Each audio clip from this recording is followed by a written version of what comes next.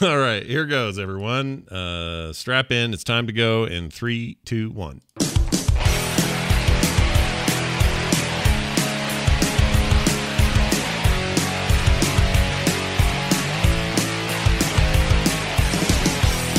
Hello, everybody. Welcome back to Core. This is Core episode, 215.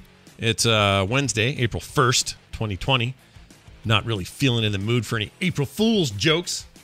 But if you support the show on Patreon, you just heard yourself a really fantastic pre-show with some stories of our childhood. I've got some April Fool's shenanigans. Oh, do you have some what did you do? My hair. Oh, what? Let's see. It's shorter than it was. And I know it looks long still, but it's about half the length it was. Half the length? Really? And I feel like naked. Yeah, because it all just curls up and bunches up, so I don't know if you guys really notice it, but were you like cousin it? It's basically, it was touching the top of my butt crack. Ooh.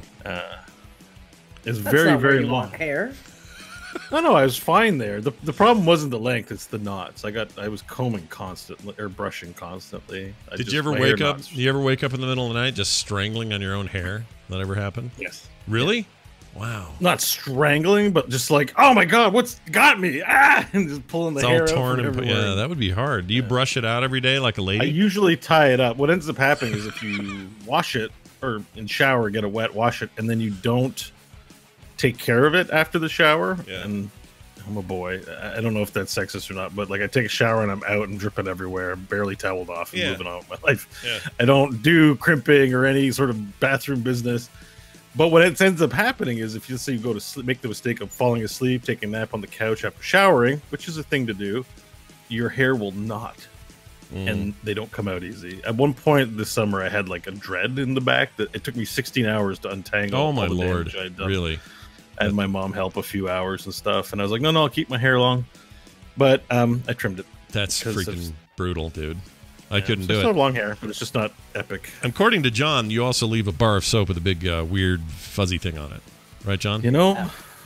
We know where that was. We know where it came from. It's not a mystery. Sliding up and down that ass crack, getting clean. That's how you clean the bum. BlizzCon 2017. 17. Right? No, it was Nerdtacular. Oh, was it? I thought it was BlizzCon. Yeah. No. That's when I shared. It's when I shared the room with Bo and experienced everything that comes with sharing a room with Bo, which is a great myriad of things. I completely forgot about that. Man. Oh yeah, Dan was there. Dan was, you know what? Dan was lovely. I will talk about Dan at any point. Dan did not have any memorable stories from staying with him. Real reliable guy, that Dan. Yeah, you can count on Dan. He's amazing, nice, wonderful. I miss seeing him, honestly. Yeah, we should play games with him again. He was Bo left a mark, literally. Yeah.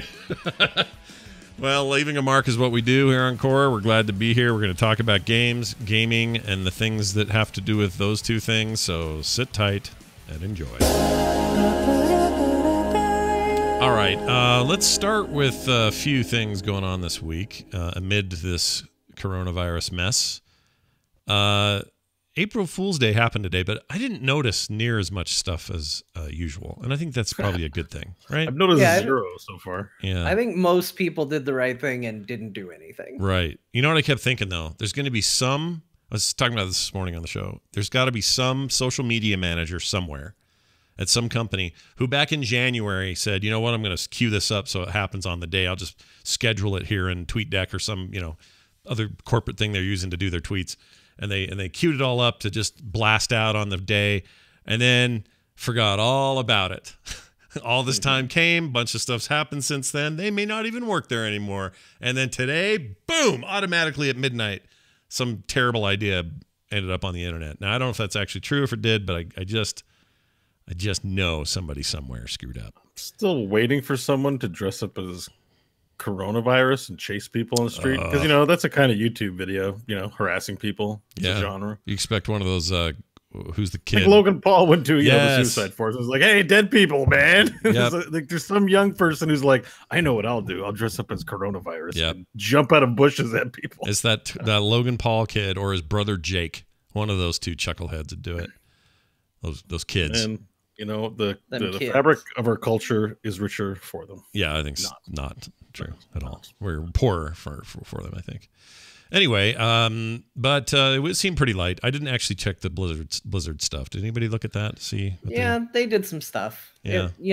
They do their thing, and it's fine. I mean, I don't want to necessarily call just them out, but I think, I think in general, this was kind of like, even last year when there wasn't anything else going on, it seemed a little bit like I was hearing more people complain about April Fool's Day than actually saw April Fool's Day jokes. Yeah. Now we've got this going on. It just seemed like maybe not the time, especially when people are stuck in home and they're like, oh, I want to play something. I want to do something. Maybe teasing content that isn't actually coming to your video game in the best time to do that. So it was probably a good idea to skip it. Some people did. I think a lot of people did. I heard a rumor that only one person at Blizzard's in charge of that now. There used to be a big team effort to do funny jokes every year, and there used to be a lot of graphics involved and other stuff. Now it's like one person. They do all of it. Most of it's written, and you don't get a lot of other backup from the rest of the company. I think they've kind of let that stuff slide to the side a little bit, not be as an important thing for them to do every year, whereas it used to be a bit of a bigger deal. But Overwatch had googly eyes on all the characters. That was kind of funny. I like that, and that doesn't hurt nobody. I have no problem with that kind of stuff, by the way. If you're going to take a day like this and say, hey, what if every character in Overwatch had googly eyes for the whole day? That's pretty cool. I like that. Well, I think yeah, and especially, and I guess I don't know, is it actually in the game? Like, yeah, it's in game right now. I think it is.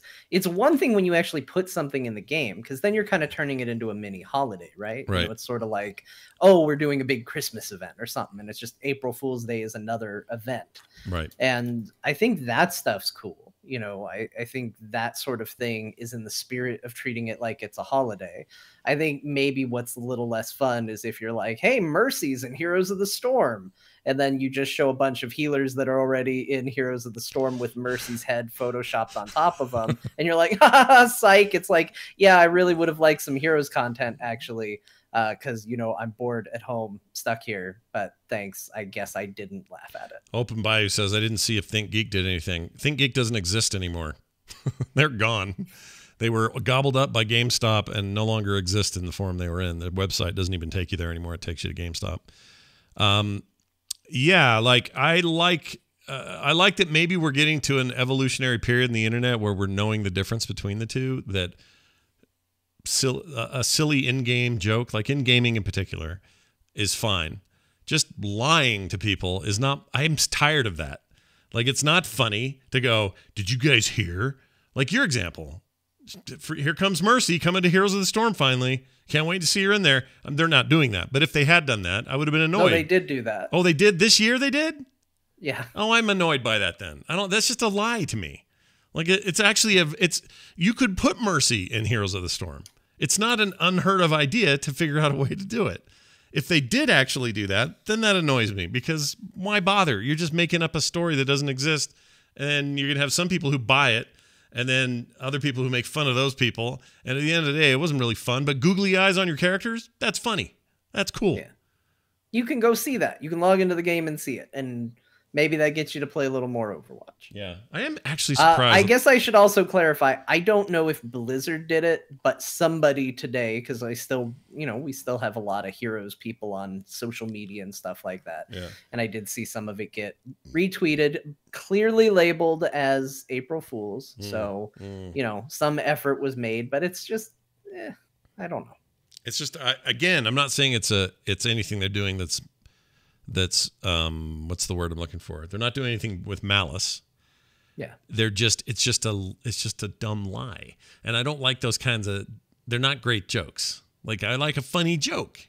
Like, give me a thing that's funny. Like, The Onion is funny. You never once look at The Onion unless you're really stupid and go, oh, that's real news. No, you never do. You get the humor, you get the sarcasm.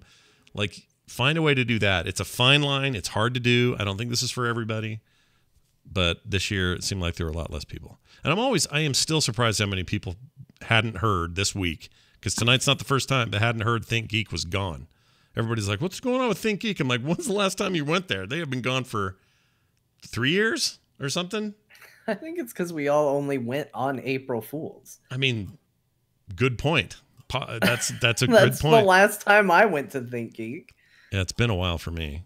I don't know, Bo. Did you see anything today where you were like, "Oh no, you already said you hardly saw anything"? I Right? saw 0 April Fool stuff, but I mean, I'm still at work.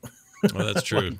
And the tone at the office place is definitely not one that's conducive to, filling someone's desk full of balloons or something like that. So, is that true? did I all ever tell you year? about the April Fools I got pulled on me though? No. At work. Tell us. That was very epic. Tell us.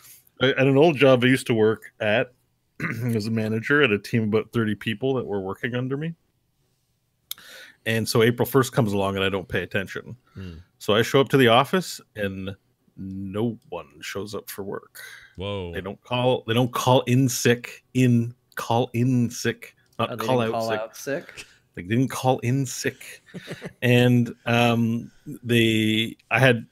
freaking out. I'm like, literally everyone did that. So I go to my boss and I'm like, my team didn't show up. I'm pissed. So anyways, someone called and said they paid an April Fool's joke and they were all waiting at some place nearby. And I was like, totally unacceptable for the business, whatever. So I got mad and I'm like, I have to issue disciplinary reports and document your file for 32 people, basically. And I'm discussing this with my boss, right? So I get up in front of 32 of them in a boardroom and give them all shit, tear them down, strip them off a new one, saying it was a very bad idea of an April Fool's joke. Never do it again. And then my director says, bah! And she's the one that had set up the whole thing to make me, like, she got me super bad, had me give everyone a document, have me make this big speech giving everyone shit and stripping them down. And she's like, should we take it any farther? And I was pissed. I was so mad. See, that sucks. But it was a good April Fool's joke. Is it though? Is it? Because because they know that I will react very strongly in situations like that. I feel like it's, but see, I think that's mean to you. If they know that, why would they want to do that to you? Like you're a nice guy. One, they know I'm good natured. At the end of the day, I really don't hold grudges or get angry. Maybe that's why they, thought it would be fun. Yeah, and I think my boss wanted to mess with me, so whatever. You should have farted on Janice from accounting's donut that day in the break room. That's what you should have done. No. How is that an April Fool's Day joke? What, farting on You fell for it. I farted on your food and you didn't anticipate. That's exactly my point. That's exactly my point. When you hoist these things on people, they're not jokes. They're just mean, kind of, right? Aren't they just kind of mean? Yeah, but all I mean, everything like that's an aggression. Yeah. Like if you take something and fool somebody, it's an offensive maneuver, or it's an aggressive maneuver, even if it's the tamest, quietest thing. Right. That's why I like the googly eyes, because you can just say, "Ha! Look at freaking Soldier 76 with the googly eyes. That's hilarious." And you're done. And it is funny because it's weird looking, and you know it's going to go away. It's like big head mode in Heroes when they did that. That was kind of fun for a hot minute. Like that stuff's good. Just I don't like the lies. And also, some of the things we heard today on April Fool's Day are worse than terrible April Fool's jokes. For example, Borderlands developer Gearbox is in the news again. Guess what, you guys? It's not a good thing this time around. Is it ever? But anyway, the headline basically goes like this. They pay their employees less than standard rates and then make it up on the back end with good sales. And when the good sales come, they pay on top of that with bonuses. So in theory, you're going to make more. And this is a practice that's in lots of businesses and lots of industries, not just gaming. In fact, I was a little surprised to hear that they were even doing it because I didn't know that was a thing you could do in there. But anyway, without a proper union for game developers, I guess it makes sense. They can do kind of whatever they want. But anyway, the point is Pitchford and his executives said, all right, well, that's the plan this time. If Borderlands 3 sells well, and it did, it sold really well, you'll get these bonuses. They're not paying them now. They've just decided not to do it. The sales were still high. They still did really well. I don't know if this is... there's been no comment from them to say, well, also it's because of the coronavirus situation. But we gotta shore up our business or whatever. They haven't said that. If they do come out and say that, okay, well, I'll listen to what they have to say for their reasons. But I think this is just really shitty for them to do this. Had the game not sold well them's the breaks, because that's how this works when you do profit sharing like this. It's a lot like a movie. You want to get a big actor like Tom Cruise, and he says, sure, I'll do it, but I want tons of money on the back end, and I'll come in for very little. And if it doesn't make a lot of money, well, then I won't make a lot of money, but I'm willing to make that bet with you. And they do that all the time. They were successful and they're not paying their people. And that sucks. Do we agree? Oh, John and Bo are frozen. Am I talking to myself? That's not good. Hold on a second. Why are they frozen? Oh, you guys are back. You're back. We can. No, Oh, we can never you hear me? left. We could hear you. Oh, you were frozen solid. Bo for and me. I were talking. I thought it was a little weird because you interrupted Bo, and he was just like, "Oh, okay. I guess we're Well, moving." you talked to the over next me topic." about a couple of times, and I was like, "Okay, I gave you space." Then I tried again. Like, "Okay, I gave you space," Yeah, and you kept going. So I was like, "All right." I was waiting for Listen to interjections because I know how to. I know how to do that, and I'm waiting, and you guys aren't saying anything. I'm like, all right, I'll just keep going. And then when I finally said, "You guys have any opinions?" Here, in fact, here, listen, right here. It was And they very do that all the unlike time. you. Wait, where is it? Oh, John and Bo are frozen. Wait, okay, that sucks. And then you guys, do we agree? And I said, do we agree? Do we agree? And then you guys didn't move. Oh, John and Bo are frozen. Oh, that sucks. All right. So let me That's back a that weird up. mistake, though, because you weren't affected by us, so we had Yeah. no way of notifying you. We saw you the whole time. Bo and I could still see each other. We could still talk. We should have, but I think we were worried that you were still picking us up. Discord is effed. So, all right, hold on. It's not effed right now. Seems like it's okay now. All right, let me start this up. Okay, we're back. Sorry, there was a glitch in the Matrix. Everything's fine now. All right, Bo, you were had some comments, but I couldn't hear them because Discord farted up. So, what were you gonna say? I think it was on the previous subject, not the Borderlands one. Oh, It was pretty far back that we were watching you, I think. I don't remember what it was. So, all right.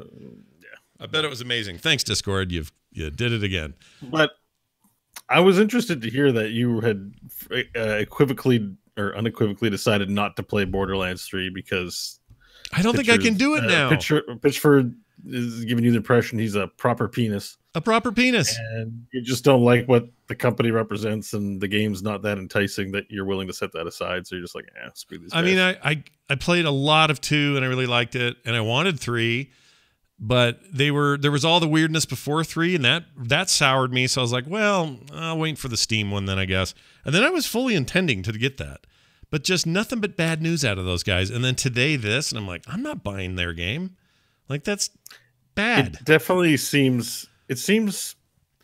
I don't know. There's something. I need the whole story on this one because it sounds like they share in the profits of the endeavor, but it sounds like they didn't. By all accounts, it sounds like they blew a ton of money making Borderlands 3. Like when they quoted, like it was like almost $200 million. Yeah. The cost was 97 million, and then another 100 and something million in development costs. Yeah. And I'm like, And I would ask for what? Like, by Well, all accounts, that's what I that was game about to is say. barely a step up from Borderlands 2. It's like, oh, Yeah. it looks a little better, and it's the same shit. Yeah. yeah, you scooped me. I was gonna say the same thing. It's like I've been Oh. playing it and I enjoy it, but it does. I'm playing Doom Eternal. And it's definitely a step up from their bar-setting first one in 2016. And Borderlands 3 came out way later and basically is just a better running version of Borderlands 2. Yeah. You said something in our Slack about they switched from the Unreal 3 to 4 engine or something. And in the article, it mentions that part of the cost was switching the engine. I mean, it's hard to tell what's mismanagement and what's just bad fortune. Uh-oh. They're frozen again. At least this time I can tell because it's... Hold on. Let's see what's going on. Let's go east. U.S. East. Okay. We're back. Are you back? Yeah, that was weird. Can you see us? We're moving. Nope. I couldn't. You guys froze. You couldn't see a thing No, you were doing. But right now you can see us? I can see you now. Oh, yeah. Okay. Yeah. Anyway. We were just moving to make sure you could tell when we were not moving. So hold on. Let me see where you were. Let me play this again. It's management and what's just bad fortune. And then it went off into nothing. Bad fortune. Yeah. Okay, I can pick it up from there. Okay, sorry. We're back again. It's Discord's hard- being weird. Go ahead. It's hard to tell in the case of development, what's bad fortune and what's mismanagement. Yeah. But it sounds like the employees shouldn't be shocked. Mhm. Like they should know, okay, we're behind schedule. We've met challenges. Like for them to just find this out at the end game and be surprised by it seems strange to me.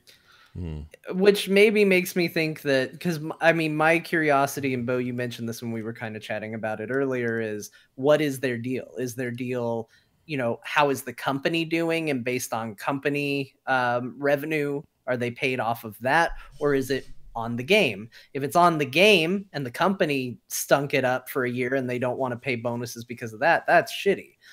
It's understandable, maybe, but that's shitty.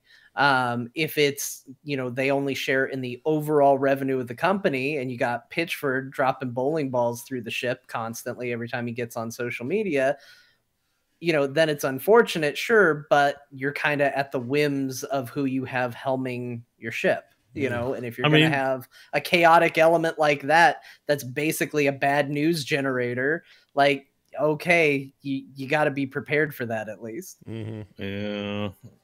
I don't know. I there's a bit of a make your bed and sleep in it kind of thing when I just feel like, you know, I think I'm just saying the same thing you are, John. Just like, you know, the character of that person and the people there. Damn it. I hate this. Hold on a second. It did it again. Maybe I'll put it on US West. You get them. Sorry, it froze again. Do you need to switch to your other ISP? That's what happened on There Will Be Dungeons. That was the fix for that. Remember when this happened on There Will Be Dungeons? It could be Comcast, and they're getting loaded tonight.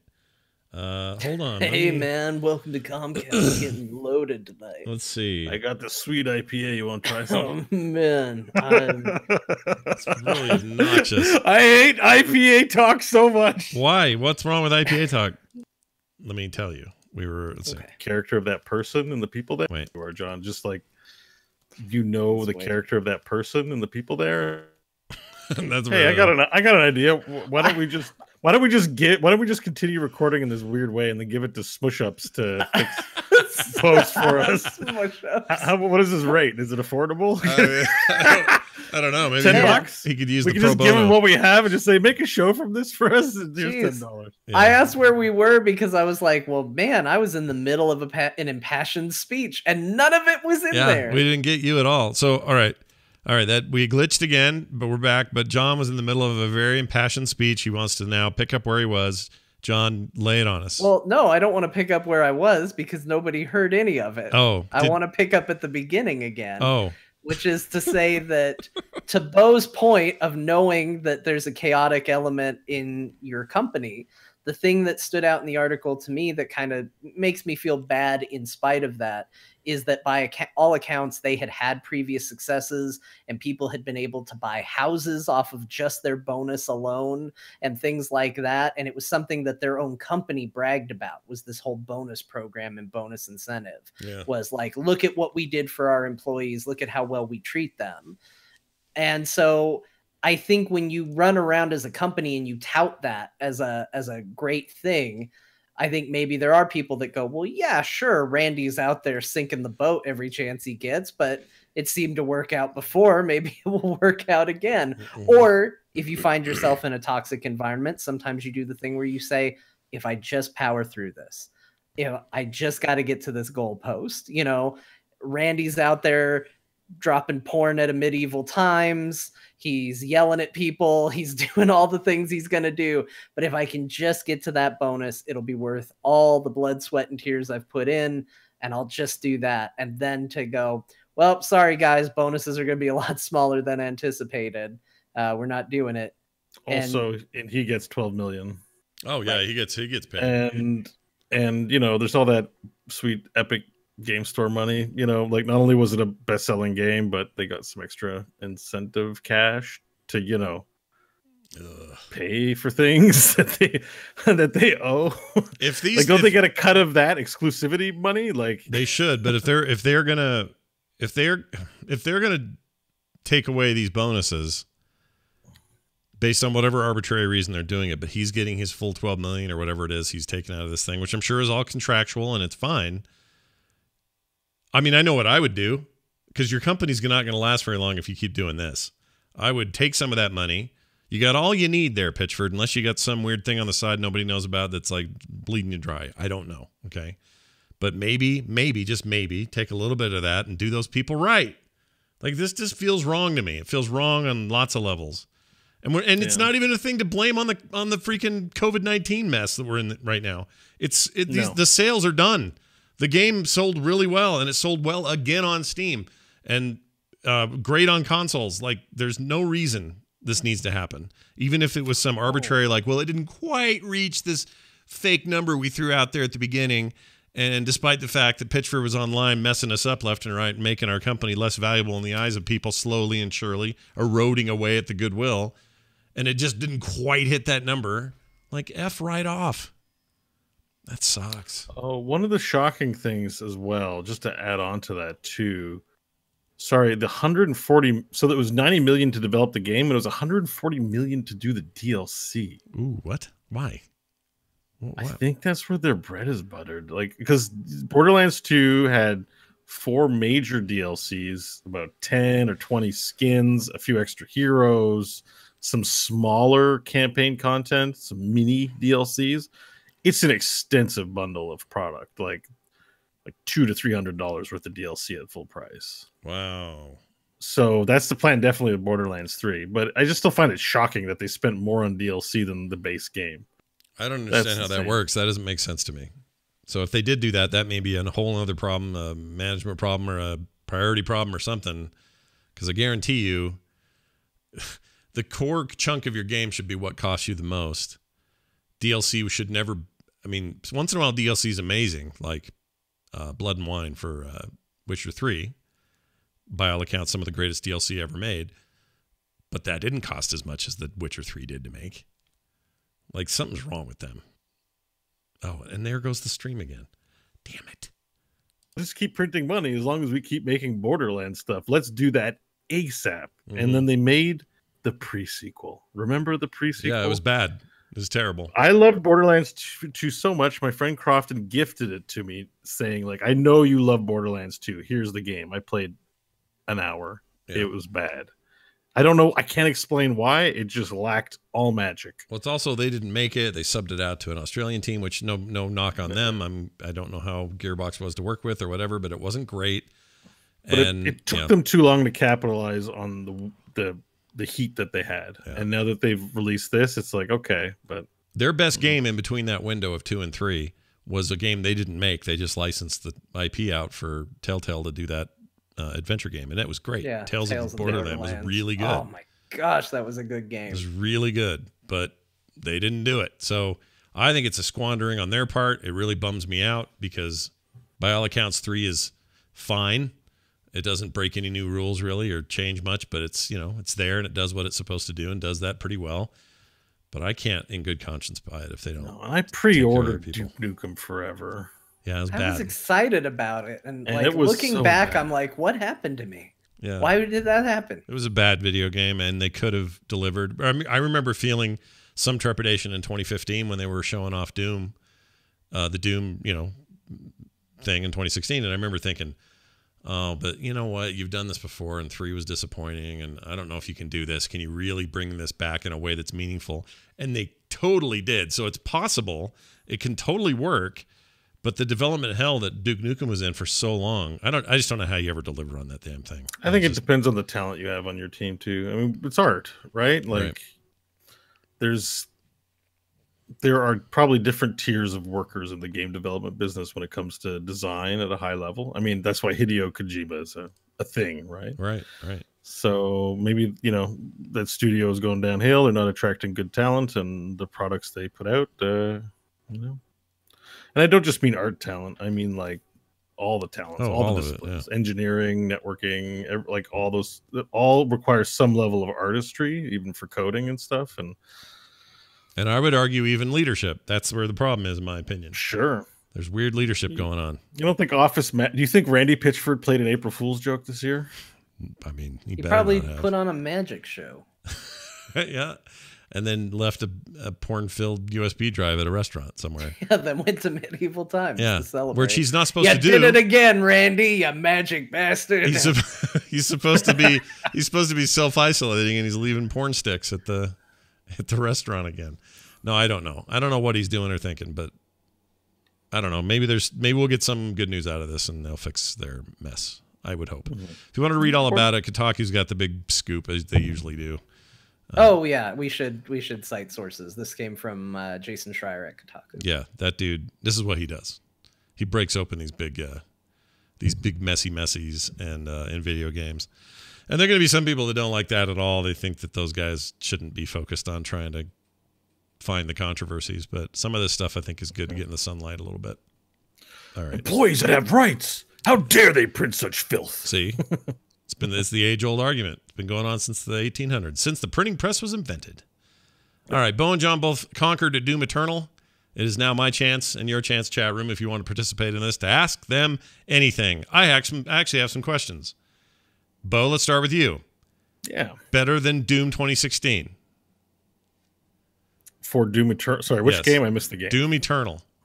Better than Doom 2016? Yeah, absolutely. What are we talking about? I just got You're saying something's better than Doom 2016. I just missed the first game. Oh, no, that's fine. That's fine. We were talking about Doom Eternal, and you think it's a lot better. Like, give me a how much better? Like, give me a orders of magnitude better, or is it just okay better? Jeez. This is a hard question to answer because surprisingly, it's hard to compare the two. Yeah, it really is. I would say it is definitely an order of magnitude better. Like, I don't know what magnitudes we're talking about here. Like, it would be double, right? So I guess single order of magnitude would be double better, 2 times as good. It's double better. Is it triple better though? Is it triple better or double better? Is there a halfway point between triple and double? Double butter, single butter. Dipple. Or double. Dipple and double.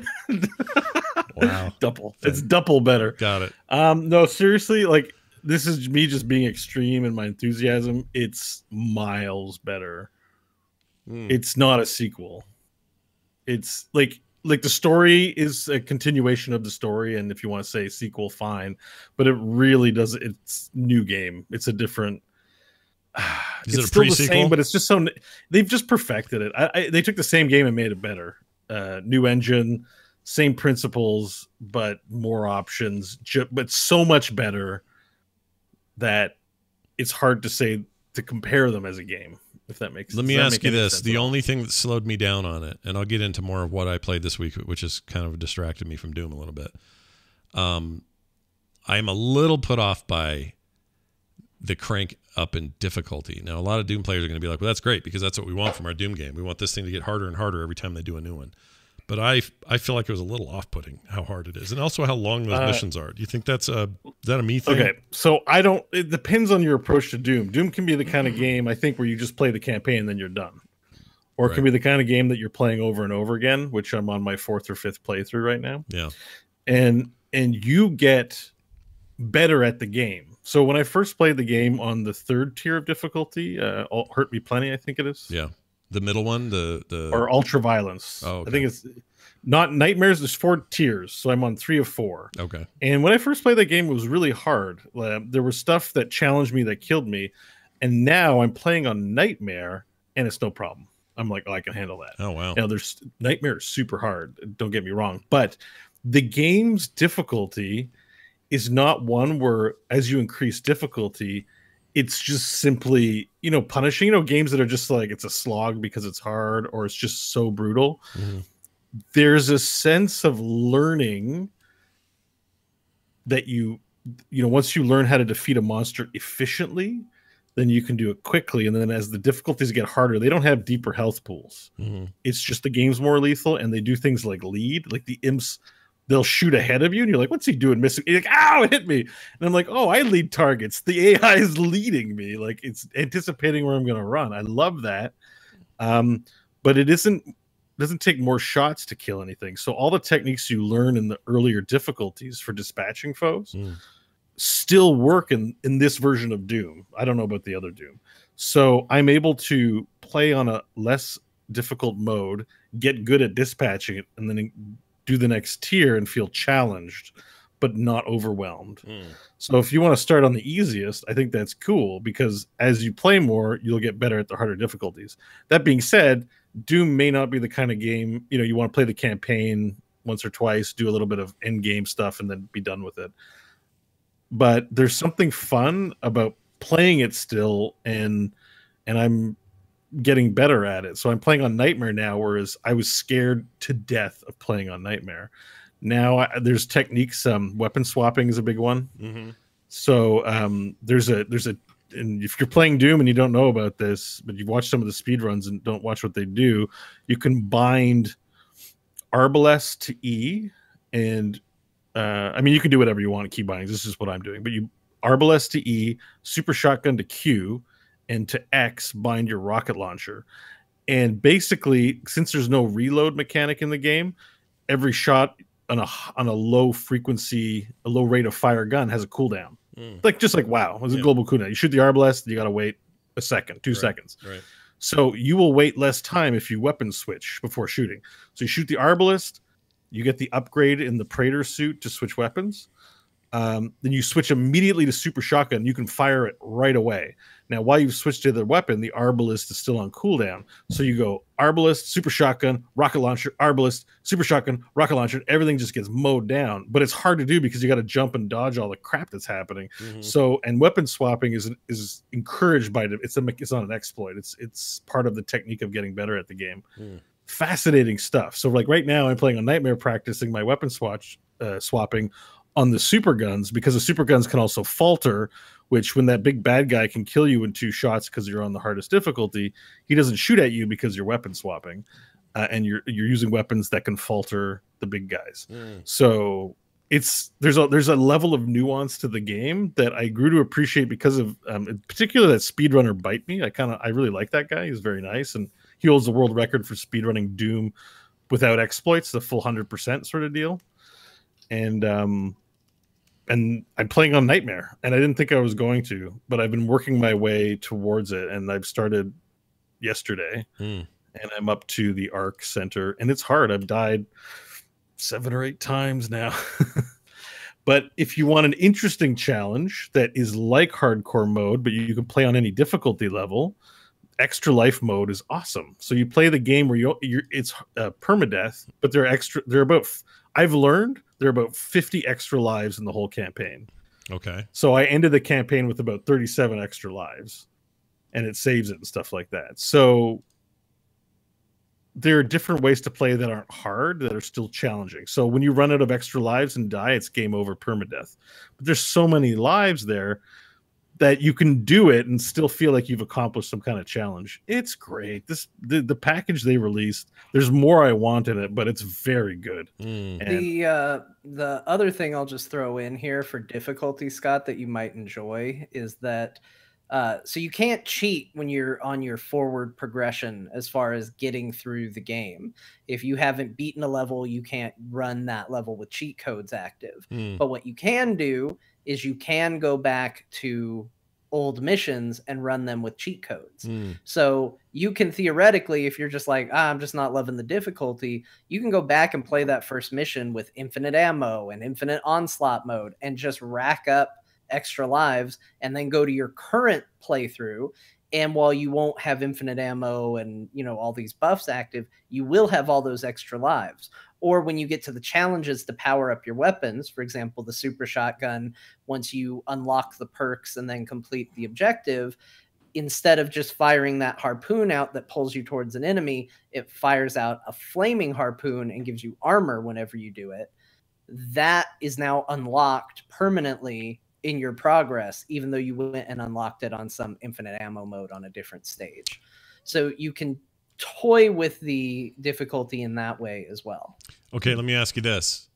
I'm glad you brought that up. If I wanted to do cheat codes, if somebody wants to do cheat codes out of the gate, they can't do it. They got to clear the levels first on some level of difficulty before they can do it. you gotta collect them, and you can't go right out of the gate. You have to go back to the level. Okay, that's interesting. And that makes sense to me that they would. I mean, the old Doom games, the cheat codes were different in 1992, so it's not, Yeah, but if you miss a lot of the pickups, and like John said, there's every weapon, every mod for every weapon has that challenge to unlock the special thing, Mhm. you can just go back to old missions and unlock them quickly, doing them with or without cheats, but not progressing forward. So by doing that, you can spike your power early, right? If you get the upgrade for the super shotgun as soon as you get it, then you go back to mission 1 and just start farming 50 stacks of hit him with a meat hook and kill him. Mhm. Then go back to your main campaign. Then you've got the full powered super shotgun. Sure. Yeah. So yeah, it does. This game really does let you play your way. I mean, there are easy modes. There's nothing wrong with playing the game. If that's, to me, the difficulty challenge in this version of Doom is more like pick the temperature that's comfortable for you. Do you like a cold room or do you like a hot room? And just play it. Most stuff is unlocked behind fairly easy, like all the unlockables, the skins. I got a gold Doom skin now. Like all the skins and cool cosmetics are unlocked by fairly attainable, I would say, achievements. Mhm. There's only one, and that's the one I've got my eye on. I only have one achievement left to do out of all. They're called milestones in the game, and that's finish the game on Ultra Nightmare, which is the hardcore mode of Nightmare with no extra lives. There's no extra, like all the extra lives are removed from the entire mission, the entire game. and you're going to do that, I take it. You're going to go for that. I don't know, man. Like I was like, let me try Nightmare, the part where you get to load checkpoints, and I'm like, I'll probably make it to Marauders, right? I died in like 5 minutes, and I'm like, oh man, if this is Ultra Nightmare, I'd be done. But if you got really good at that, you'd be like top 3 streamer right now. You should do it. You should go for it. No, there's a lot of people playing Ultra Nightmare. I don't know. I can't stream it. I've been streaming Doom. Yeah. It's funny because the new engine they have is really adaptive. Like it locks you in at 60 frames, but it really reduces the quality of the game. And in some parts, the engine frame rate does start to really drag when I stream. Yeah. So I couldn't do Ultra because I'd probably die. I need a better system for that. Sure. In this game. Well, that's I'm impressed. John, are you you have a similar experience? Having as much fun? Doom Eternal is a different game, which is surprising because, you know, when original Doom came out, all three of us, we were on a call. I don't remember what it was about, but we were on a call when Doom came out, and all of us were very skeptical as to whether or not it was actually going to be any good, even up to release. And we kept hearing good things and we kept getting tempted. And Scott, I don't know if you remember this, but we both bought it and started downloading it at the same time. We pressured each other into buying it, and we started playing that game, and it was crazy and it was amazing. And when they announced Doom Eternal, I was like, great, I just want more of that. And instead they decided to do something completely different with the same sort of gameplay and assets. I mean, the assets have changed and stuff, but, you know, essentially they took that mold and said, well, we're going to make a different type of game around it. We're going to make something that's, you know, potentially really challenging and kind of has this puzzle element to it. And it's really fun. It's a very different experience than I've ever had with a shooter. It's the only shooter that I get to a part and I get frustrated with it and I walk away from it in the same way I walk away from a puzzle game when I'm stumped. It's not, oh God, I'm just not good enough at this game. It's, I just can't get my head around how to deal with a Marauder and all these friggin' Pinky Demons. And, you know, like those two elements being together have suddenly become something that is insurmountable to me. It's like, I don't know how to deal with Pinky Demons and a Marauder at the same time. Like the Pinky Demons staggers me too much, and then the Marauder just kills me, and he sends a stupid dog after me. I hate the stupid dogs. And you're thinking about it in a puzzle way, not, oh, I'm not twitchy enough. I'm getting old. I'm too slow. Like, it's just, there's a thing to figure out. And I really like that about the game. Beating it felt very good. And like Bo said, you kind of make your own. I was in the same boat, and that's why I want to tell people, like, do mission select. Go back to old missions and stuff like that, because you do make your own difficulty with this game. You can get enough extra lives to remove the pressure that you're feeling. If you're feeling like this game's too tough, like, you can take the difficulty down, but you will also learn and you will also grow from it. And it happened 3 times where I went to bed going, I don't know if I can keep playing this game. Like, I think I'm done. And then I woke up and was like, there's really nothing I want to play more than Doom. And I sat down and played it and went, oh, I did it. I just got through it. Like, all it took was just refreshing myself, and now I'm through it, and now I'm way better. And then they throw the exact same thing at me a room later, and I deal with it no problem. And I'm like, oh my gosh, I'm getting better at this. I'm figuring it out. So it's very different. It's probably not going to be everybody's cup of tea, but it's really cool and it's really unique. And I would recommend people give it a try because it's unlike any other first person shooter I've played. You know what my favorite feeling is when you have the super shotgun and you meat hook something while you're meat hooking. So I have the slow down time thing. So you meat hook, you slow down time, and you're getting pulled in. You hear bronk, bronk, bronk, bronk, bronk, bronk, bronk, bronk, bronk of your chain, and the demon's going. And then while you're streaming in, you can press other buttons like your flame belch. So you're streaming in, this thing pops up, just goes. And then a grenade pops out and goes boom. And I love that shoulder thing that just appears in the screen while you're doing other stuff. And you just have like a boom, boom. It's and pretty I cool. love doing that. So I love when I'm in the air just shooting, and then all of a sudden my shoulder, I remember to use my shoulder cannon for things. I love the shoulder cannon. Are you sad at all that there's no competitive multiplayer in it? I mean, that one, it's sort of asynchronous. I'm in it for the speed running technique stuff. That's my jam. That's your jam. The multiplayer. The multiplayer it's inventive, innovative, and they deserve big points for it. I don't think it's going to be a lot of fun in the long run or anything like that. Just a guess. I don't know if I was alone in this, but I actually quite liked the first game or the 2016 game's multiplayer. I know there's not a lot of people that agree with me on that. It's the only thing I think I walked away the other day playing this and just went, oh, you know what would be cool is if I had some flags to capture and some people to smoke. I think they've heard a lot of that feedback. I think they eventually put it in. This game also, it's going to have 2 campaign DLC unlike the last one. I think this, and there'll be, when you finish the game, it says, now go play some master levels. There'll be more added periodically. So I think not only are they going to have DLC, but there's some planned content drops for free for the game over the course of some period of time too. Because there's only 2 master levels that I can see. Did you find anything else, John? I only found 2. No, just the 2. One was from like pre-ordering. So there's only really one baseline master level, which I haven't cracked into yet. I don't know what they're like, but it seems to me they're the levels, so they could put up to 13 master levels for each one of the levels. So I'm assuming they said there's going to be more. Check back often. Yeah, and I can definitely see, it's not that this game ends in a Halo 2 cliffhanger, but the story ends and you are like, oh, so there's going to be more, because there's a lot left on the table when it's done. You're like, okay, well, we dealt with what they jumped into, but it's a Reaper of Souls ending. Yeah, I'm pretty sure I'm getting screwed over right now. There was some mysterious dialogue put in a couple places where I was like, there's some fishy stuff. There's a really freaky thing underwater that was never really explained, but I also didn't read all the journal entries. Wait, what? What freaky thing underwater? You never jumped in the water and saw the maker in that? Ooh, Bo. Oh, I did jump in the water where the extra life is, and towards the end. That thing freaked me out. I was not ready for that. I never considered what it might be. Actually, now that you mention it, I just thought it was a really big demon. Okay. I jumped in and there was like a Cthulhu man in there. I was like, oh my gosh, what is this? Nobody wants to jump into something and find a Cthulhu man in there. Nobody wants that.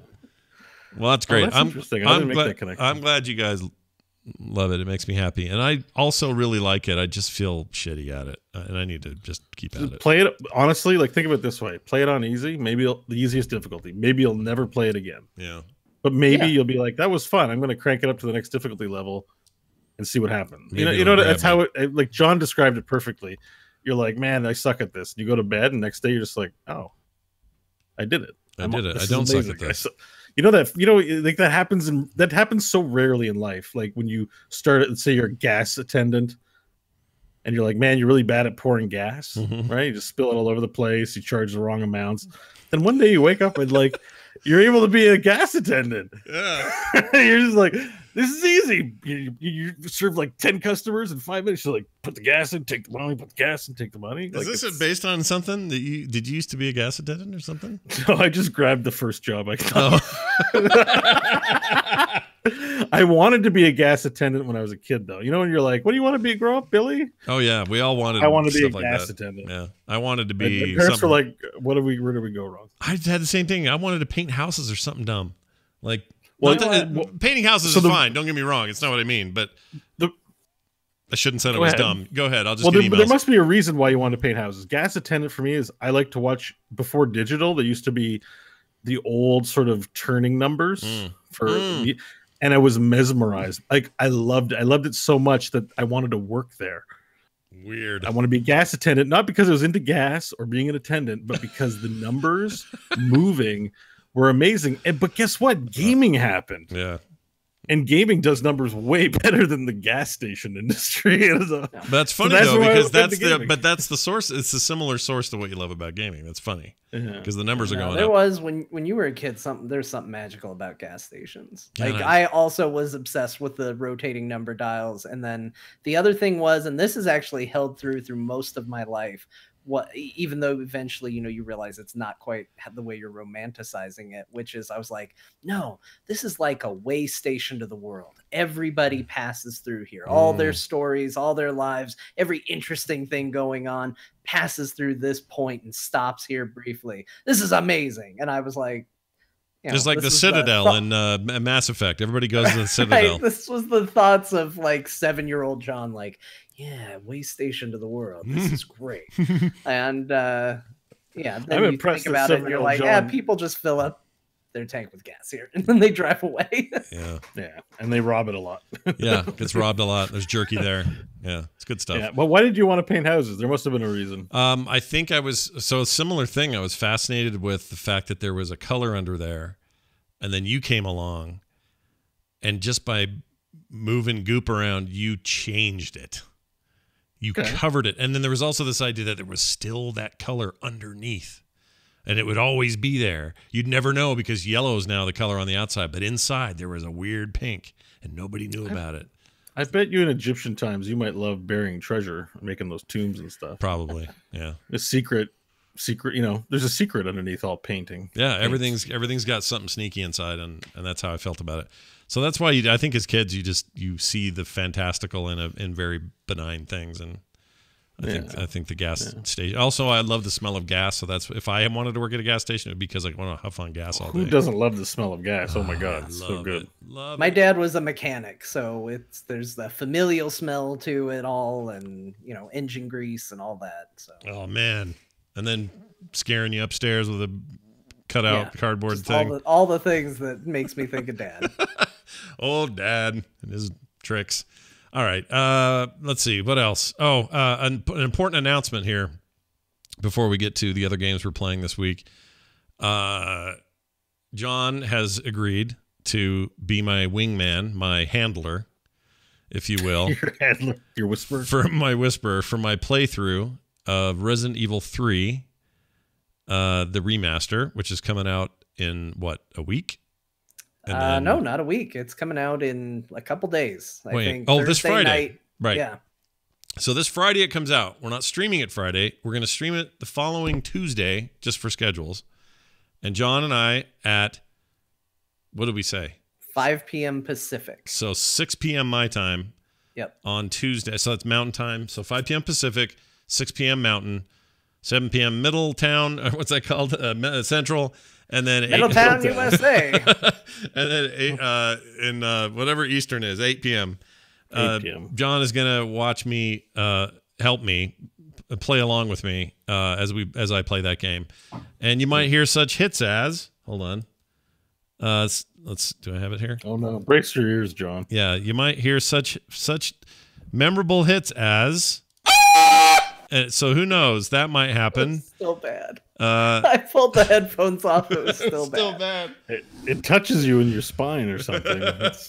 It touches me in places I don't want to talk about. So yeah, I'm nervous about this because those games scare the shice out of me. John loves to see me go down dark hallways. Did you guys see that video of somebody modded the game, the demo, so that all the bad guys are nothing but Mr. X's or what's he called?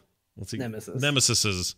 I love the T-posing that he did, especially when he was climbing the fence and he's just like, oh. But then there's like 3 of them just stomping toward him at a fence and they can't get through the fence. But man, that stuff scares me. So will Mark Knopfler's penis make an appearance? I don't know. Adhesive Wombat. You'll have to tune in and see. That'll be Tuesday night will be our first session together. And Who's Mark Knopfler?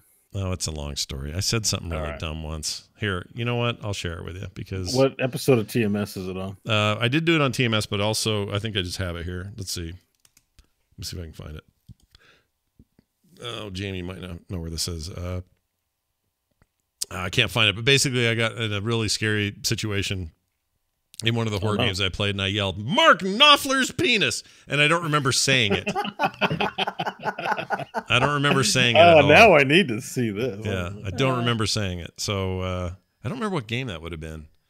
It was one of the recent scary ones. But anyway, I haven't done a scary game in a while. It's usually a gem from every horror game you play, whether it's Mark Knopfler's penis or what am I to do, what am I to do. Yeah, there's some winners in there and some losers, but we're going to try to win together. And things have improved since we did this last, which was Resident Evil 7. Discord now has a way for John to see exactly what I'm playing and in full, beautiful 1080p quality. So we're going to do that, and hopefully I won't die. All right? So stick around for that. I played nothing this last week except for 2 games. Animal Crossing, a lot of Animal Crossing. Holy crap, I played a lot of that game. I really like it, like a lot. And recommend that if you have a Switch and you still don't have that game, you're crazy. It's the best comfort food of this COVID-19 thing we're in. Just playing it. It's very, very good. It has its issues. It's not perfect, but for the most part, it is exactly what you want as an Animal Crossing fan. And I just get lost in it. I love checking it every day. I love doing all my little chores. I just think it's great. Nintendo, once again, killed it with Animal Crossing. I talked about it a lot last week, so I don't have to talk about it. That's probably what's killing your Doom vibe. Probably. Because Animal Crossing is very appealing to you. If I had to choose between Animal Crossing and Doom right now, I'd play Doom. Mm-hmm. But a part of me would be like, man, 2 good things at the same time. I'd want to check out Animal. You know what I mean? Like a little bit. Yep, a little bit. Yeah. I think there's so something to that. You'll get around to it, I think. There's something to that, except I had this other weird thing happen. So the Ghost Recon Breakpoint, which launched kind of busted and went through some real rough early months of release, finally got their big, giant overhaul patch. And I've been waiting for that because what usually happens with Ubisoft is they'll sometimes launch something in crappy condition and then they'll fix it. And I like that about them. They tend to stick to their stuff and they make mediocre experiences into something pretty great. Like Rainbow Six Siege is a good example of that. That's like a legitimate esport now, and people love that game. It's a highly played, very popular tactical team shooter. And when it launched, it was a mess.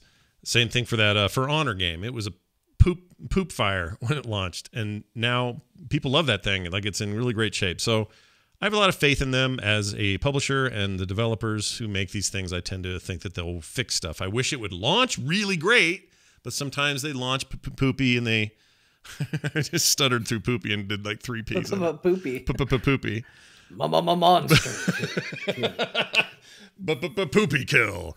Anyway, so the point is, what's the point? Oh, Breakpoint is a problem, or was a problem, and this patch seems to have fixed most of those problems. I'm having a really good time in there. I ended up getting really sucked back in and feel like it's a way more finished, complete package. Then the other nice thing they did here, and it's funny, Bo, because you were talking about levels of difficulty in Doom and jumping up to those and things feeling like a puzzle, and John mentioned that too, where you sort of approach the fights as not just a shooter where your aim needs to be good, but where do you have to move, where do you have to be, weapon switching, all that sort of stuff. This game's got a piece of that now, because they added this ability to create, basically it's called ghost mode.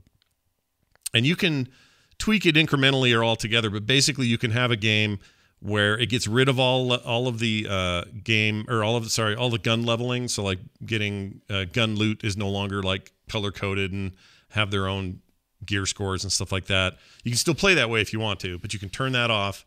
You can turn off all HUD elements. You can have no map help. I think you can have no map at all if you want. Like you turn it into the most raw ass, hard as nails tactical shooter where you have to figure out a way to infiltrate a huge base full of dudes and drones and just pick these dudes off one after another and get in there. Like, it's very cool, and they just give you lots of flexibility, and you can change all that stuff on the fly. And is it like one hit, one kill sort of thing? You can get it. You can get it right close to that if you want. There are armor values in the game though, so you'd have to be like headshots and stuff like that if you're going to die, probably right away. I don't know. It depends on what you have on, I guess. In some cases, you Because probably. I just think of like those old like Ghost Recon style games where it was that like it was about taking them out before they saw you, because if you got shot even once, you lost poor Ding Chavez, who's gone. Ding we didn't Chavez. get to use Ding anymore. No more Ding Chavez. Well, that was Is that more his real name? No, Yeah, there was a Ding Chavez. No, No, there he wasn't. was. There was. Yes, Okay. in those old Tom Clancy games, Ding Chavez was the best. All right, I'm looking him up. Oh, you're right. But see, those are the Rainbow Six games you're thinking Oh, of. that's what it was. Yeah, Rainbow Six. Yeah, and the Rainbow Six games are still famous for that kind of one shot, one kill kind of thing. This is different than that. This is a little more like, I don't know what to compare it to. But it's got some, injury mechanics and some stuff that you have to pay attention to, or you can turn those off if you want to have an easier experience. Whatever you want to do, they've kind of given you a bunch of options, and it's really good right now. So for me, it's really created that puzzle element of how am I going to approach this place? How am I going to get in there? What am I going to steal and when and who? And am I going to try to go in and do full Sam Fisher and not alert anybody? Or am I going to just guns blaze and just destroy fools as I go in there? I have a combination of some of that ghost mode stuff, but also I like the color-coded loot drops. I think that stuff's kind of Diablo-like and fun, so I have that on. And so I've got this kind of cool combination. But the nice thing is, if you're playing with friends or whatever you happen to do, you can switch that stuff around at will anytime you want. You don't have to reload. You just play. It's very cool. So I think they've done a good job. I'm early enough where it's hard to say, if this feeling is going to last. But I can tell you it's a huge improvement over that game that launched. And I like it. They also have you can get a Sam Fisher skin and like helmet and everything, like the little 3 little dots and everything on it. It's pretty cool. Yeah. All right. That's what I've been playing. John, you mentioned Doom Eternal. You also played the Resident Evil 3 demo and then tried to get me to do it, but I refused until we play the real game next week. So yeah, no early practice for you. Yeah. I did get into the demo again because the demo has 20 bobbleheads in it that apparently if you get all 20 bobbleheads, it does do something when the actual game comes out. So I thought, well, how hard can this be? I'm gonna get all 20 of them bobbleheads. Like, you just shoot a bobblehead. It's fine. Bobbleheads, right? I had gotten a lot of them, and I looked, I tried to do it the legit way, and I think I got to about 11 or something like that. So I looked up a guide to see where these bobbleheads were, and I had missed some here and there. It turns out that game's a real jerk about where it's hiding them bobbleheads, because there are some where the requirement to get the bobblehead to appear is stare at this picture for 10 seconds and then the bobblehead will appear in a completely different place. Okay. And I was like, well, no wonder I didn't find the freaking bobblehead. And there's another one where you have to take the 2 high quality gunpowders, combine them into Magnum ammo, which is not even in the demo, then go back and talk to a guy about where Keanu Reeves is, and then come back up here, and now there's going to be a new zombie, and now there will be a bobblehead next to him. Yeah. So I'm trying to do all of these, and it turns out some of the bobbleheads have challenges associated with them, which is like perform 25 perfect dodges on a single life before you can get the requirement to get this bobblehead. And it turns out that's really hard to do. Or down the Nemesis 3 times. Which is also a bit of a challenge to do. So I'm at 16 right now. And this is just the demo you're doing. This isn't the game. I don't know how you're doing this to yourself. This is insane to me. I got 4 more to get, and they're all really tricky, whether it's the 25 perfect dodges, the downing the Nemesis, which actually that should be easy.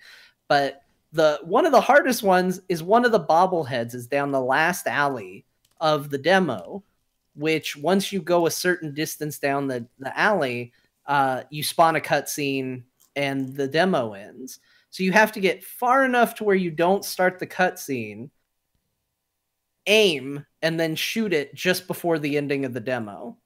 And I haven't been able to do that. Every time I aim, it moves her just enough to trigger the cutscene to happen. Wow. And then the demo ends, and you got to go through the demo all over again to try again. So we'll see. I don't think I'm going to have it done by Friday, so I may just have to forego this goal, but I'm trying. It's challenging. I like your commitment, though, to a demo. by the way, to a demo Is a the game? fun demo. When does it release? This weekend? tomorrow. Yeah, Friday, I believe. Yeah, Friday. Oh Thursday. wow, midnight. exciting! Yeah, it'll be fun. The only reason I'm doing this is two reasons. One, a fan bought the game. Thanks, Jack Fox, again for your generosity. And secondly, John is going to do it with me. I can't do it alone again. It'll kill me. These games really get under my skin.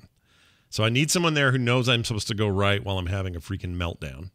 Well, what's the understanding before? Because sometimes misunderstandings can result in the loss of friendship. So let's make sure we understand what the parameters of John's help is. I don't think John's going to be able to prevent you from shield you 100% from getting scared. You're probably right. Oh, You're that probably- is true. I guarantee you that's true because even that Scream I just played, John was there for that. Like this thing here. Oops, I was going to play it again. This Scream right here. John was there. He was there that day. Yeah. And so I have no doubt that I'll find plenty of reasons to be completely freaked out in the game. The question is, here, maybe this is quieter when I do it this way. That's still pretty loud. Nope. Anyway, I suspect I will have probably beaten or will be close to have beaten the game by the time we play on Tuesday. yeah. 'Cause Wait. Yeah, he's playing it ahead of time. He's playing it before I'll even Yeah. see it. Okay, maybe that's the way it should be. I was thinking it's a little unfair if you play ahead and knows what happens. It seems to me it's a better co-op experience if you're both sharing in the revelations. Well, the together. idea is that if Scott needs help, I will be there to provide help. It will be basically, I don't want him to be in a position where he's sitting there just spinning around in circles going, what am I missing? What am I missing? I don't want to walk him through the game necessarily and go, Oh, he won't do here's that, where you go, do this. And do we've done this before. When I was do playing this. 7, you had beaten 7. That was just kind of you going along with me. So I really am gonna like this because what happened to me in 2 is if I got stuck. Part of the reason I would get stuck is because I just so freaked out. I couldn't be logical. Like I would be in a real horror scenario. And I couldn't make a good logical decision about what to do next, even though the answer's right in front of me, or I know I have to go back to this room, or whatever it is. And I think it'll be good to have this. Okay, make a guide. It's a guide. It's a guide. It's somebody on the side to It's go, a no, guide. no, it's fine. Go left. And I'll go, oh, okay. Oh, phew. Okay, we got out of there. Okay. So I'm not just stuck and then feeling like quitting and never playing it again because I get in that mode sometimes.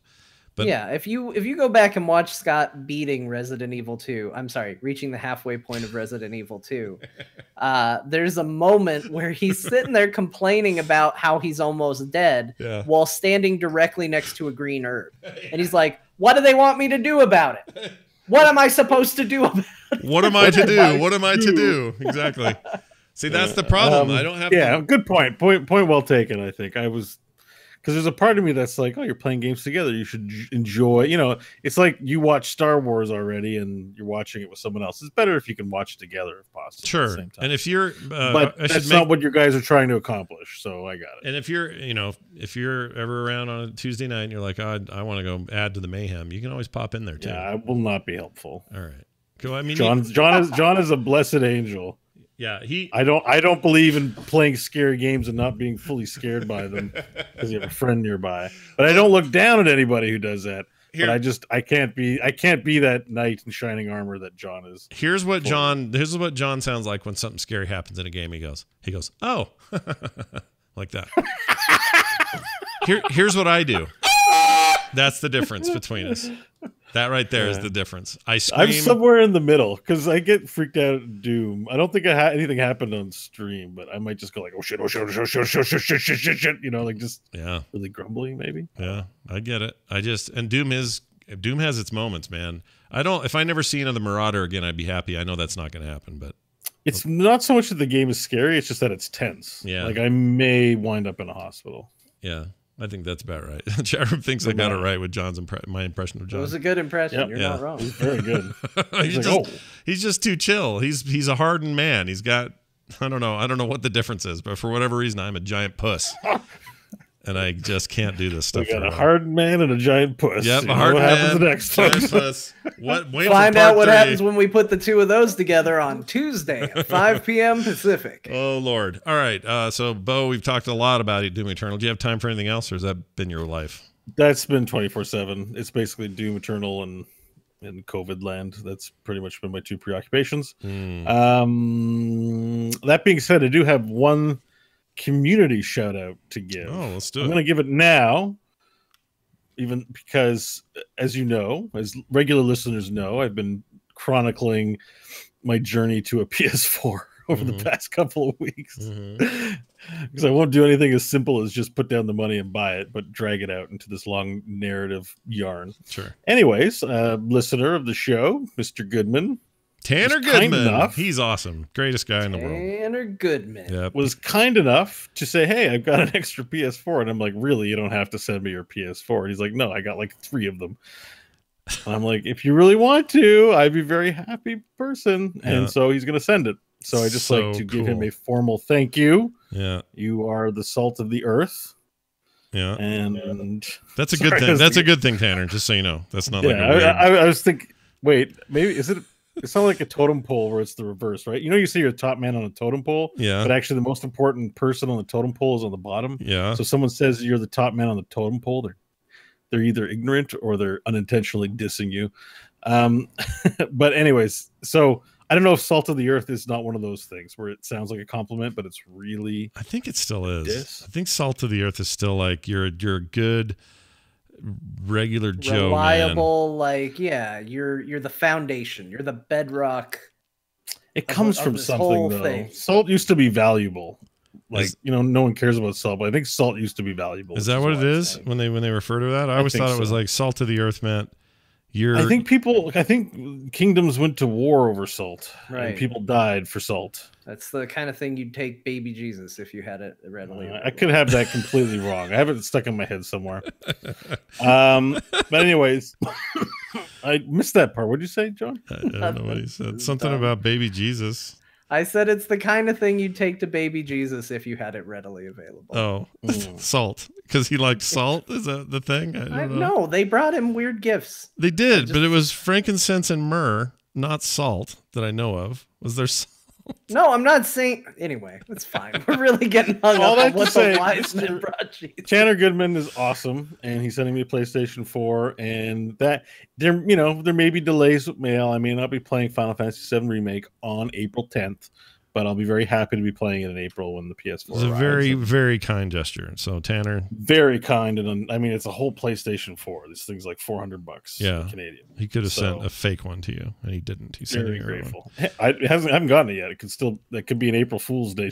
Oh man, that would be a bummer after all this It's like- praise. It's Yeah, just a case. yeah, that could be a real bummer. The I just message inside the CD tray says, "I hate your show." I forgot that there was a Easter event happening in this game, and I just Yeah. shot an Easter egg out of the sky in Animal Crossing. I just wanted to share that Oh, with you guys. truly celebrating Easter the way it was meant to. Yep. Can I tell you a funny thing about frankincense and myrrh? Go ahead. So when I was a child, and actually I'll just be honest and say for a long period of time beyond being a child, and I just didn't give it a whole lot of thought. I thought it was 3 wise men, right? That Mhm. went and saw baby Jesus and Yeah. they brought gifts. So I assumed that all 3 of them had brought a gift. Yeah. So I thought the 3 gifts were frank, incense, and myrrh. Wait, what was the Frank gift? I didn't know. Here's the thing. I remember thinking it was 3 things: frank, incense, and myrrh. I don't remember if when I was a kid if I thought Frank was one of the names of the wise men and like these were their names, and it was like they brought gifts. Who brought the gifts? Frank, incense, and myrrh. So you thought there was a guy named Myrrh, incense, and then the most commonly named Frank. Yes. Fun side note: Fred and Cam was almost Franken-Can, but it sounded like you really? were saying like Frankenstein. It just sounded weird saying it. Yeah. Franken-Can. I didn't like it. It sounded like you were making a riff on Frankenstein. So I went with Fred and Can. Yeah. Yeah. Anyway, side note. I like it. Side Oh, notes. We interesting. did it. Yeah. Franken-Can. Yeah, it was almost Franken-Can, but no longer is it Franken-Can. Anyway, well, that's great, John. I'm glad I've learned more about the old Jesus story than I ever expected to hear today on Yeah. the show. Now you know the name of the wise men. Well done. All right.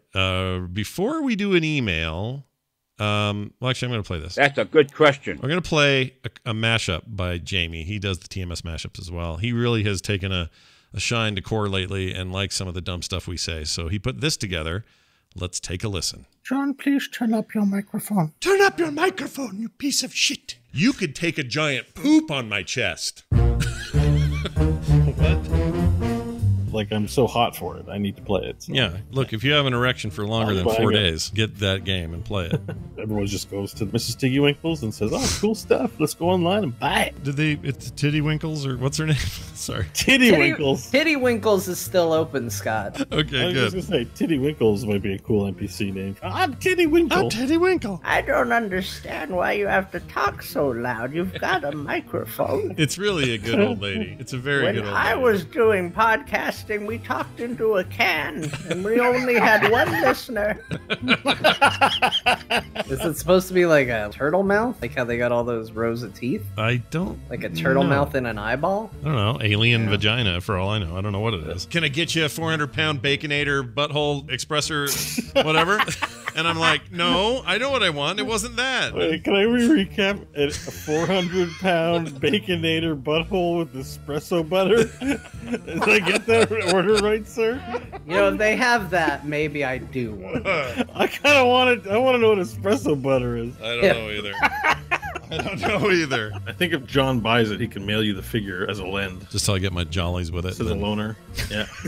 You know what? Don't send it back, Scott. As it turns out, I'm good. It's exit only. Don't worry. Yeah, don't worry. Exit only. This is where it I had applies. my jollies with it, John. No, I understand. You keep worrying. He's gonna open the mail. He's gonna see the figure tag, and he's gonna go activate the Pac-Man. Yeah, I'm going to immediately jam it up my butt as soon as I see it. How many coins do you get for this, Mario? Yeah, it's going to go ba-ding, ba-ding, ba-ding, ba-ding, ba-ding. Scott's jogging by with Rainer, the female dog, and all you hear is gling, Yeah, bling, bling, bling. Or din, din, din, din, din, din, din, din, din, Yeah, din, just din, waving din. to his neighbors and through his sweatpants, a very muffled.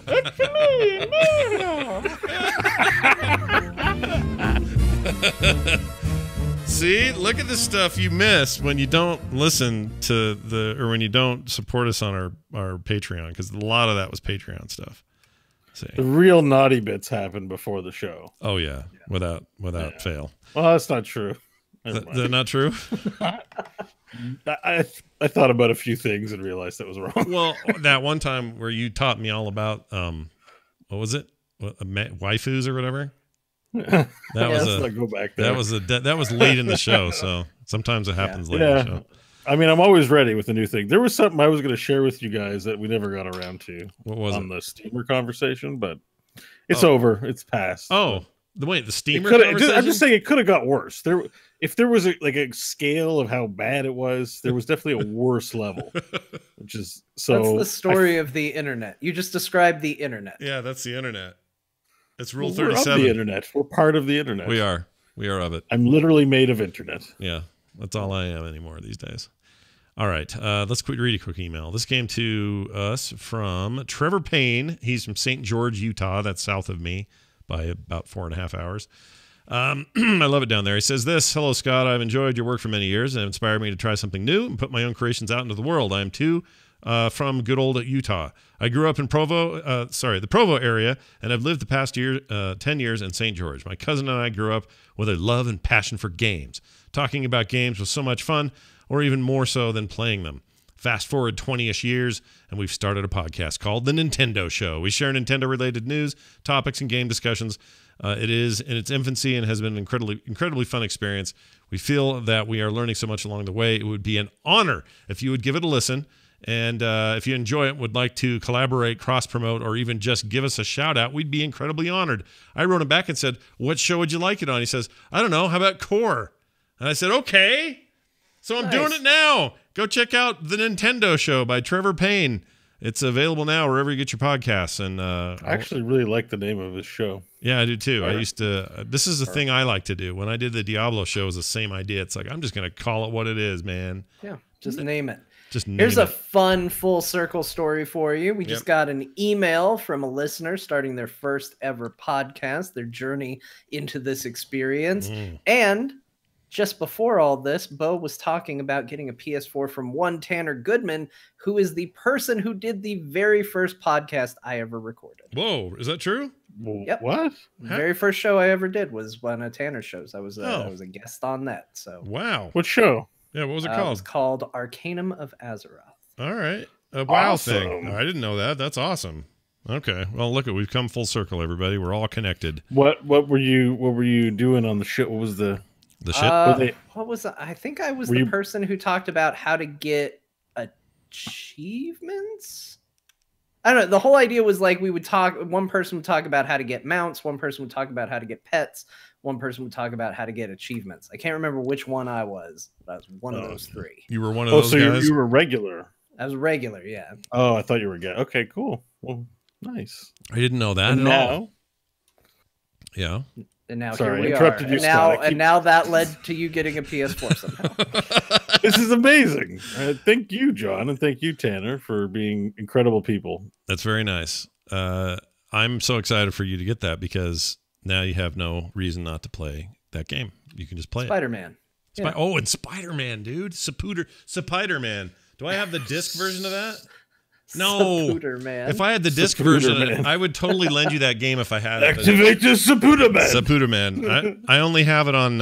I only have it digitally, or I'd send you my copy. Dang it, because that's That's a fine. that's a That's fine. good game. Honestly, Tanner did offer to send some games along with it, but knowing the way I play games, I said don't send anything because I tend to be very tunnel vision about what I'm doing in gaming. So chances are it'll just collect dust anyways. Yeah, Like I'm playing 2 months ago, I'd be playing Black Desert Online like my life depended on it. Now it's like I've never heard of the game. I'm playing Doom Eternal right. full What pen, you know do you what I think you ever return to that thing, or what? What do you think there? I don't know. I did spend $20 on cosmetics. I bet He's heavily invested, Scott. You bought $20 panties. You don't just turn your back on $20 panties. Pretty well, we'll say that that's true. So, all right, we got a fun thing in the chat room real quick before we go today. Carmel in the chat says, "Oh no, I've never watched it live, and now I'm experiencing podcast dissonance where I find out what voices are connected to human faces." All right, Sure. so welcome to everyone's worst nightmare. I'm the ugly one. Now let's take a look at Bo. This is Bo Schwartz. He is for some reason sideways and long-haired. I'm the ugly one. I've met Scott in real life. Your camera's Definitely. your camera looks like it's on permanent, like you're sliding. Oh yeah, it's tilted. It's on purpose. We're doing something a little different. Oh, today. I like Yeah, it. he's Because- unsettling us with Dutch angles. Yeah. Everybody, now that they're at home, like everyone's getting into the podcast game, so we got to be different. So Yeah. I just tilted my camera and like we're ahead of the curve, Yep. trend setting. There you go. already. We've done it. And then there's John. John is this one Hello. here. He's this one. I'm the one who gets confused for Brian Ibbett. Yeah, he's the one who knocks. Anyway, so there you go. There you go, Carmel. Do you feel better now? Do you feel better about seeing these ugly mugs and knowing that we look like what we look like? Or is this scared you there's, off? There's light at the end of this tunnel because the first time you see a voice, there's that dissonance, like Yeah. you said. Yeah, it throws you. But after a while, it becomes beautiful. Yeah. Yeah. You just sleep on it, give it a little bit of time. You'll realize, no, these guys are Yeah. pretty good. Yeah, we're The all right. thing we hear most often, or at least that I see most often in the chat, is they, based on voice, thought that I would look like Bo and that Bo would look Yeah. like me. Yeah, That Yeah. seems to be the thing that most people say. that is so weird. Because I don't have a That reference it to that. happens very often. Yeah. It's not like a one-time thing. It happens a lot. A lot of people think you guys are flipped. And I've had people say in the chat when their first time saying, you need to put up names. I don't know which one's which. I think that's Bo, but I'm not sure. Like they don't know. And that boggles my mind because in my head, well, everybody I work with, I see pretty soon in the relationship of working with people. Like it's rare that I don't see somebody's face for like a really long time. Like even back in my early 2004, 2005 podcasting days, I wasn't, I saw Dunaway like the third day I ever talked to him. So I knew what he looked like. And man, he was a totally different dude looking then. But anyway, the point is, it boggles my mind when people can't put the face to the voice. So, but I understand it, and I'm glad you're here, and I hope it didn't freak you out too bad. Yeah. All right? We're pretty ugly dudes, but we're ugly and we're together. Also, everybody should email in if you haven't seen us what you think we look like based on. Oh, yeah, I want to know Lord. that. And if you're an artist, or at least a little bit of an artist, can sketch what you think we look like. Oh, I don't think Scott doesn't seem to want to see that. So This can only go well. I mean, I kind of do. I kind of do. Bo Schwartz. Yeah, you know Oh, what? no? I actually I'm down for this. I would like to see this. Yeah. And if you haven't seen what we look like, just give us a quick sketch. Yeah. Don't spend hours on it. Just sketch what you think. If you're an artisty type who can draw. Yeah. And send Please, us. I'm curious. Send us like on Twitter at Bo Schwartz, at John_Jagger, at Scott Johnson, or at Core Show, whatever you want to do, or Core Pod, not Core Show. Core Pod is our podcast. There is our freaking Twitter account, or you can email us. Just go to the website, hit the contact thing, and you can send it to us. I would love to see interpretations of people who've never seen us. That would be amazing. Go ask your family, your significant other that you're embarrassed to share the show with. Yeah. I mean, what's the worst that could happen? Well, that's a loaded question, isn't it? I mean, if they drew me looking like Donald Trump, they just send 3 poop emojis. Gotcha. Because I think you're poop. Because you're like poop. You're ugly as poop. It feels like this should be a contest. There should be like, we should have people just send in drawings of us if they haven't seen us before. Let's do it. And they can win something. Yeah, I've been told many times that people think I'm short, and then they meet me. Oh my god! And I'm 6'4", and I'm not short. You are a tall person. I'm a very tall person, and the other thing about me being so tall is, how many really old people do you meet that are tall? You don't, do you? You don't see them. Not only is Scott tall, they die, and you wouldn't get this from his demeanor. But he could take out a lot of dudes too. I don't know, man. Based on size alone, I mean, like not that, like you're not big in like a rotund way. You're just like I think with a bit of working out, you'd be like a muscle man. Oh yeah, honestly. I intimidate. Like, you talk about going jogging and stuff, and I'm like, you look like a pretty fit dude, like overall. People see me and they get it. I do tend to intimidate people, which I don't understand because I feel like the one that's intimidated by almost everyone else. But people say that. They're like, oh, man, I'm so nervous around you. Why? Well, because you're tall and scary looking. Like, what are you talking about? I am not scary looking. You can pick somebody up and just stuff them in a trash can and walk away. Yeah. Just be done. You're done at that point. Yeah. Like, that's why I'm always laughing when you're like, if some kid does something wrong and you're all in the face, and I'm like, oh my god, it's like an MMA fighter coming in. I'm like, you cut me off, you bastard! It's time to like. See, maybe that's why sometimes it freaks people out, but I don't notice it because I don't feel that. Like, I'll walk into a room, I might be the tallest person, biggest person there. I don't think about it, though. I think about all the things that are wrong with me. I just go, oh, man. Hope they don't notice me. My problem is I'm too short, so I don't recognize levels of tallness. You're all too tall to me. Yeah, but when I hang out with you, I like it because it's this combo of tall and short that erases all the lines. Like, it doesn't matter. In a weird, it's hard to explain. It doesn't matter in this weird esoteric way when I'm with John that I'm like, 2 feet taller than you are or whatever. I don't know what it is. No, it's everybody. When we did that Heroes meetup, I found out all my friends skew tall because there's this. It's not going to show up great on podcasters. I found this image of everybody gathered around. Look at how tiny I am compared to everybody else in this photograph. Well, it's not fair when you're there with Kyle because he's 9 feet tall. Bo is the closest, and he's still half a head taller. I'm hunched over slightly, I think, in order to be able to get John. And I have the tallest person and the shortest person, I think, in the group. Yeah. And I'm like, I have to put my arms around both of them, so I'm like, I think I had to adjust my height to make it work for both people. Kyle is a big, tall mother scratcher. Makes me feel short when I stand next to him. So. Yeah, but see, he's tall, and he might be listening right now. He's taller, but like, I don't get the same impression that I get from you that you could take somebody out. Oh, that I could beat the shit out of somebody. Like you're Popeye. I watched you watching Popeye, and I'm like, you're kind of like Popeye. Like I get the impression you could just punch someone and put their lights out. You're kind of like that impression. I've never heard anyone say you're kind of like Popeye before. That's new. Yeah, I mean, you don't look like him or anything. I don't want to offend you. But I mean, you look like you have look at that. Like, imagine getting socked in the face with one of those fists. Come here, you mother effers! I gotcha. So, which makes it even more fun when I go while I play a scary video game. Big tough guy Scott playing the video games. All right, that's gonna do it for us. Thank you all for watching tonight, and come back and do it again live with us next week. We hope you're all safe and healthy and well. Don't forget to support us on Patreon at patreon.com/core show. It is how this show is run. We appreciate any and all you can do over there. Big thanks for that. Also, what else? That's it. And then don't forget, next week, John and I will start playing that thing. We'll have a show next Wednesday as well. We'll follow up on that then. And between now and then, we hope you'll visit us at frogpants.com/core because everything's there that you're going to need. That'll do it for us. For me, for John, for Bo, we'll see you next time.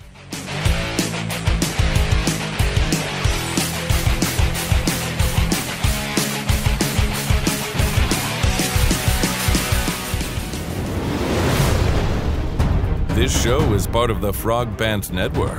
Yes. Get more at frogpants.com.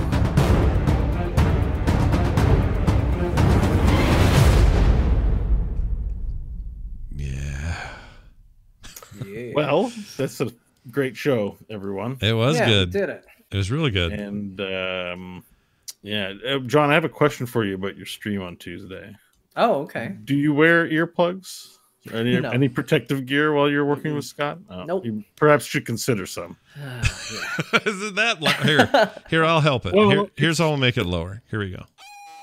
There. Could you hear? It But doesn't you have know the same what? effect. It has to be loud for the audience, but John's a professional. Like, he needs to wear the gear, right? But the audience doesn't have to. All right. I'll you know what? I'll be prepared. This isn't